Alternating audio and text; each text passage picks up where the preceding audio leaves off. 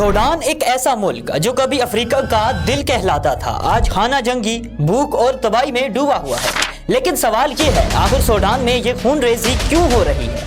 कौन है जो अपने ही मुल्क को बर्बाद कर रहे हैं? और क्या इस बहरान का कोई हल बाकी बचा है? आज की इस वीडियो में हम तफसील से जानेंगे सूडान करंट क्राइसिस के पीछे की सच्चाई क्या है।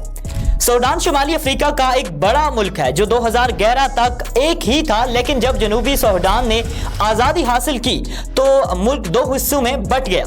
इस तकसीम के बाद ही से सियासी अदम इस्तेकाम, फौजी कब्जे और नस्ली तनाज़ात ने मुल्क को कमज़ोर कर दिया।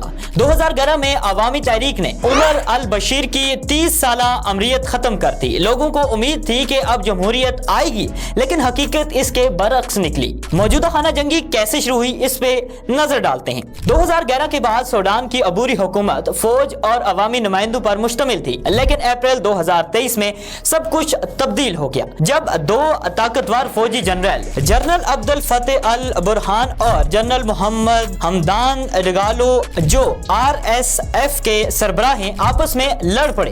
दोनों इक़्तिदार चाहते थे, दोनों खुद को मुल्क का निजात दहिंदा समझते थे। नतीजा आखिर क्या निकला? अक़वाम मुत्तहिदा के मुताबिक 10,000 से ज्यादा लोग मारे जा चुके हैं, जबकि 80 लाख से ज्यादा अपने घरों से बेघर हो गए हैं। बिजली, पानी, अस्पताल, हर चीज तबाह हो चुकी है। इंसानी अलमिया अपनी इंतहा पर है और दुनिया खामोश है। सोशल मीडिया पर कभी कभार ये खबरें आती हैं, लेकिन आलमी मीडिया की तवज्जो बहुत कम है।